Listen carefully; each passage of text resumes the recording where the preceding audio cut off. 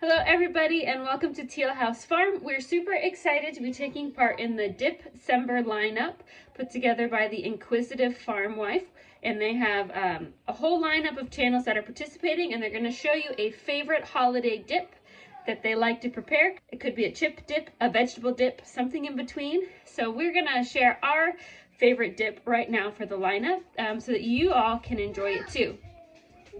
Yes, baby. This whole collaboration is sponsored by Anderson Foods, and you can see their links below, and I think they have some giveaways associated with it. I'm going to link everything I have below that the inquisitive farm wife had sent to me so that you all can participate too, and you can see the other channels and their awesome videos, and maybe get some ideas for your upcoming holiday foods that you'll be preparing this holiday season.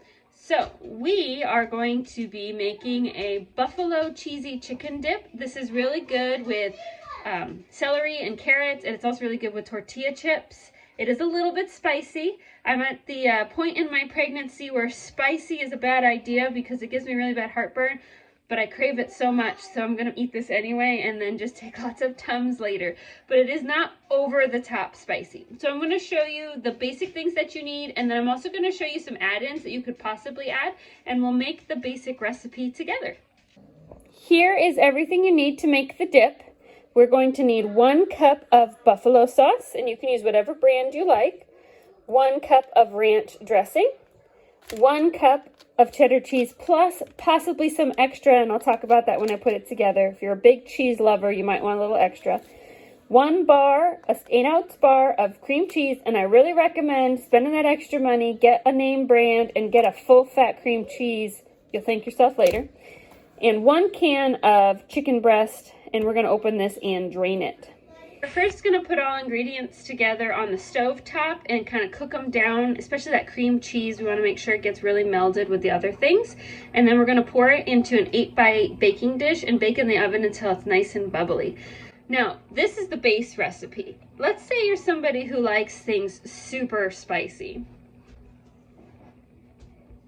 First off, you can add a little bit of your favorite, just burn your tongue hot sauce to the recipe. I wouldn't go too crazy, but a couple tablespoons would make a difference. And then you could also use some of your home canned jalapenos. A half pint would be a great amount for this. Or if you're using store-bought peppers, 2 of the 4-ounce, those little cans of green chilies drained, dump them, mix them in. This would also work really well if you wanted to add some of your home canned, any of the beans that you've canned. You could add tomatoes. You could even add some like chopped mushrooms and really make it like a buffalo kind of Tex-Mex dish. So you could add a lot to this if you want to. But today, like I said, we're just going to make the base recipe. But those are some ideas if you want to add a little more pizzazz to the final recipe. So anyway, let's get out a pan. So we're going to get out an 8x8 pan, and we're going to get out just a regular old stovetop stainless steel soup pot, kind of smaller soup pot on the stove, and we'll get things mixed together and then into our pan and into the oven. Okay, let's get started. First thing, we're going to take this block of cream cheese and we're going to chunk it up a little bit. It helps it work into the mixture a little better if we start with slices instead of this huge block of cream cheese. So we're going to get it unpeeled and just slice it kind of like you would slice some bread. And then we're going to set that aside and open up our can of chicken. We need to drain out all the liquid. You don't want that wateriness in your final product. And then chunk chicken, I find, kind of packs together in a can, so I'm going to use this knife to break it up into smaller pieces to make it easier to incorporate into our dip. Next up, we need to find a saucepan. You don't need a huge one. We're making just enough to make an 8x8 pan, so if you have a lot of people, you might need a bigger pan later or double this recipe. But let's dump everything in. So we're going to dump in our chicken, and then we're going to add a cup of buffalo sauce. You can go as spicy as you want here. After the buffalo sauce, we are going to add 1 cup of ranch dressing.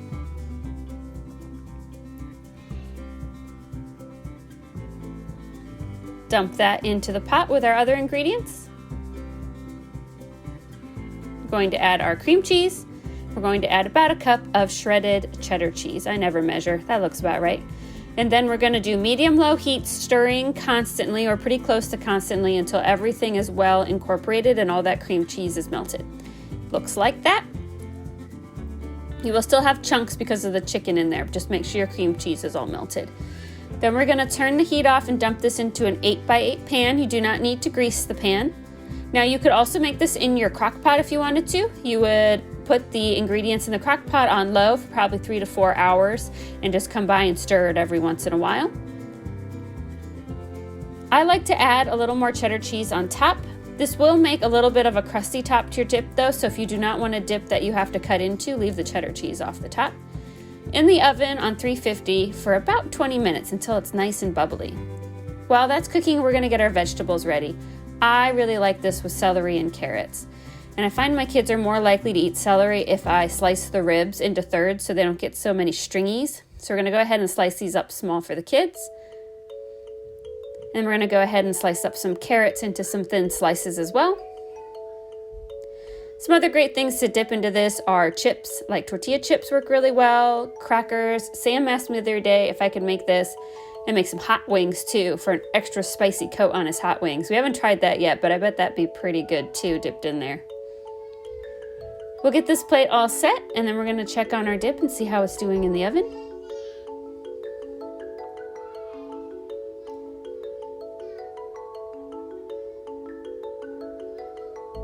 It's been about 20 minutes, so we should be about ready.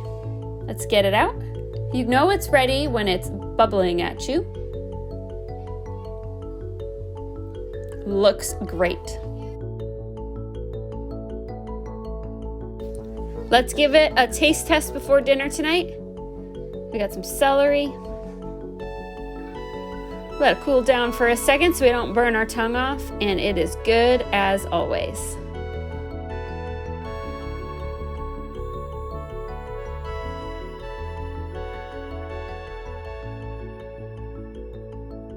There you have it, the cheesy buffalo dip with just the right amount of kick to give you a little bit of spice without burning your face off. Unless you want to burn your face off, then go ahead and add those jalapenos and extra hot sauce. Thanks so much for joining us. Please check out the playlist below. There are lots of channels posting this month for Dipcember. There's already some up and there are more coming. Lots of delicious dips to try. And again, check out the links to Anderson Foods, who are sponsoring this whole collaboration. And check out their YouTube below for information, because I believe there is a giveaway as well. You're hungry? Let's eat some food. Thanks so much for watching, and we'll see you all next time.